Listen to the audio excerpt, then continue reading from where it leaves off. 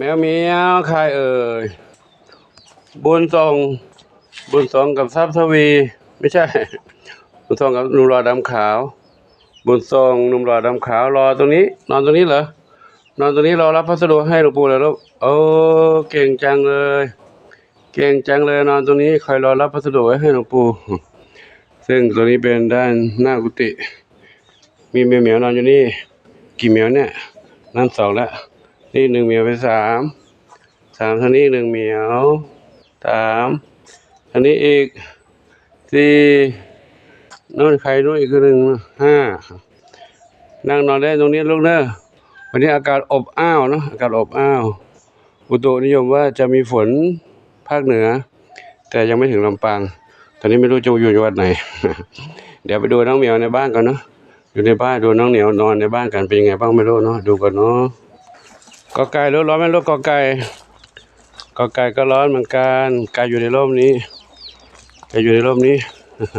ตรงนี้เมื่อเช้าเป่าใบไม้แล้วร่วงมาอีกแล้วใบไม้ตรงนี้เป่าตรงนี้ร่วงมาอีกแล้วโอ้กอไก่ธรรมชาติของใบไม้เนาะร่วงลงมาอีกแล้วเดี๋ยวไปดูน้องแมวในบ้านใหญ่ก่อนอากาศจะร้อนอ้าวเดี๋ยวก่อนทางนี้ก่อนใครนอนอยู่นี่เหมียวเนี่ยใครนอนอยู่นี่เหมียวหนึ่งใครแอบอยู่นี่ปูเห็นแล้วเห็นแวบๆแล้ว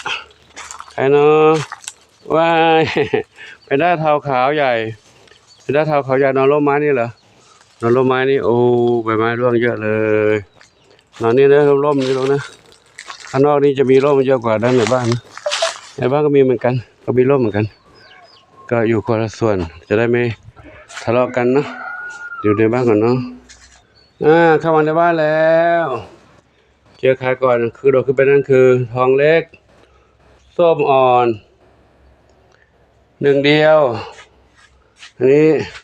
สีลูกสี่มีสุกน้องนี่มาอยู่นี่ด้วยอยู่นี่ด้วยกันนางเล็กอยู่นี่ด้วยกันเหรอลูกนี่น้องอะไรลูกน้องอะไรน้องขวัญจิตค่ะน้องขวัญจิตอันนี้น้องอันนู้นโชคอนันต์อยู่นั่นโชคอนันต์อันนี้น้องมนชัยอยู่ด้วยกันตรงนี้ อยู่ด้วยกันตรงนี้เนาะนี่ใครเอ่ยนี่เพชรดำน้อยใครนอนที่เดิมนั่นน่ะโอ้น้องชอบปากกาอยู่ที่เดิมอันนี้ก็ที่เดิมเหมือนกัน ที่เดิมเหมือนกันคู่กันเหมือนเดิมคือนวรัตน์จินตลาคู่กันเหมือนเดิมน้องเล็กสีหน้าส้มอยู่ตรงนี้ด้วยแล้วใครนอนสบายใจเลยเนี่ย ใครนอนสบายใจเลยโอ้น้องอะไรปุยฝ้ายนอนสบายใจเลยน้ำเพชรอยู่ไหนลูกน้ำเพชรอยู่ในโอ่งนั้นปุยฝ้ายอยู่ตรงนี้นอนสบายใจ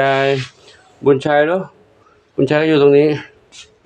บุญชัยตรงนี้ก็นอนสบายใจเหมือนกันบุญชัยก็ที่ควบคุมพื้นที่ไว้3 เหมียวเท่านั้นเนาะนั้นปล่อยออกมาหมดแล้วถ้าเขาอยู่ด้วยกันได้ไม่ทะเลาะกันก็ปล่อยออกมานะเดี๋ยวไปดูด้านนู้นอีกด้านนู้นก็แดดร้อนเหมือนกันนี่แดดร้อนอยู่นี่อีกอยู่ทางนี้ก็มีทางนี้ก็มีใครอยู่ตรงนี้ตรงนี้กลุ่มหนึ่งนี่คือสีแว่นดำอันนี้คือชนฝันใหญ่นี่คือ3 สีนวลอันนี้คือโชคอนันต์อยู่นี่โชคอนันต์ไม่ใช่เจ้าเพชรหนึ่งอนงผู้เรียกผิดไปโชคอนันต์ไม่ใช่หนึ่งอนงอยู่นี่ปัวโชคอนันต์มาจากไหนเนี่ย หนึ่งอนงไม่ใช่กันหนึ่งอนงนี่ดวงฤดีอยู่นี่ดวงฤดีอยู่นี่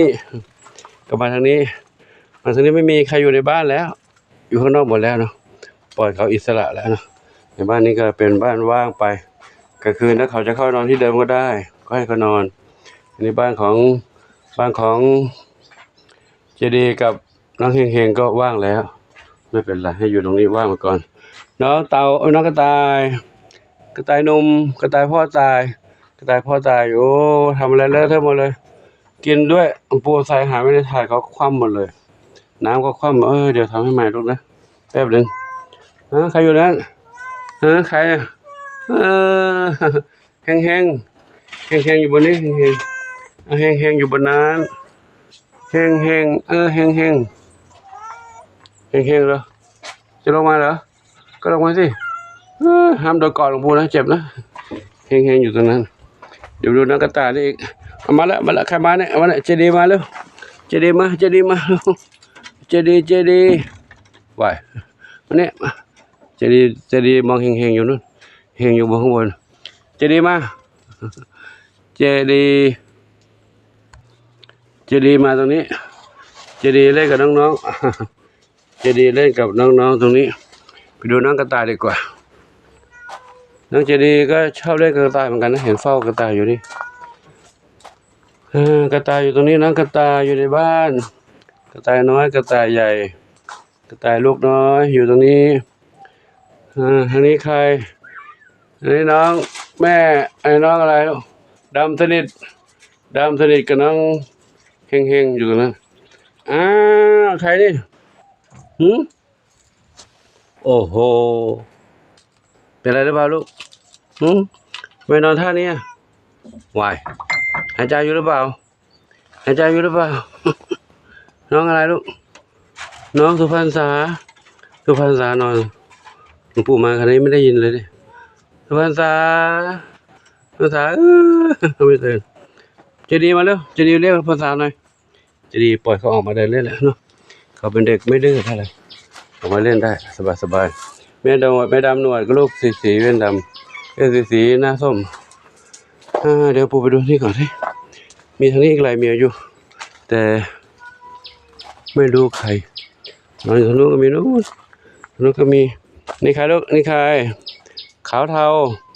เดินอยู่นั่นขาวเทาเนาะอากาศร้อนๆเขาก็นอนหลบมุมตามสไตล์ของใครนะใครชอบมุมไหนก็นอนตรงนั้นไปหลวงปู่ก็จัดตรงนี้ให้เขาแล้วนะนู่นทางไหนนู้นก็มีในบ้านหลังนู้นมีส้มขาวใหญ่ส้มขาวเล็กอยู่นั่นอยู่หลังในบ้านนู้นมาด้านนี้อันนั้นส้มขาวใหญ่ส้มขาวเล็กอยู่นี่ส้มขาวเล็กกับบุญสมอยู่นี่บุญสมอยู่บ้านนี้บุญสมนอนอ้าปากแลบลิ้นเลยนอนอ้าปากแลบลิ้นเลยร้อนเลยลูกร้อนไหมร้อนจังเลยเหรอทำงานได้ธรรมชาติก็เป็นเช่นนี้ลูกธรรมชาติเป็นเช่นนี้ก็ต้องเช่นนี้เนาะเราจะไปกำหนดไม่ได้เราอยู่กับธรรมชาติน้องแล้วนอนอีกที่ท้องอ่อนก็นอนอยู่นี่ครับ3-4 นวลตาหลวงปู่มาเลยเมื่อกี้เห็นนอนอยู่นู้นครับก็ขอนำภาพบรรยากาศยามบ่ายแดดร้อนๆใกล้จะล่มแล้วให้กับทุกท่านได้รับชมกันเด็กๆเขานอนพักผ่อนตามสบายใบไม้ก็ร่วงตรงนู้นอีกแล้วเดี๋ยวจากตรงนี้ไปเดี๋ยวปู่ไปปอกใบไม้ตรงนู้นอีกหน่อยเนาะกลัวอันตรายกลัวไฟไหม้กลัวเกิดอัคคีภัยไฟไหม้ไฟป่าเมื่อคืนนี้ก็มีไฟไหม้เหมือนกันบนเขาน่ะไหม้แล้ว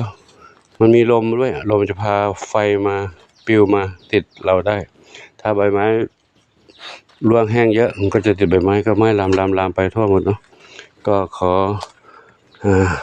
ยุติคลิปไว้เท่านี้ก่อนเนาะเดี๋ยวปู่ไปทำงานตรงนู้นก่อนเนาะขออวยพรทุกคนทุกท่านที่ได้รับชมรับทราบเรื่องราวต่างๆของน้องเหมียวน้องไก่น้องเต่าน้องกระต่าย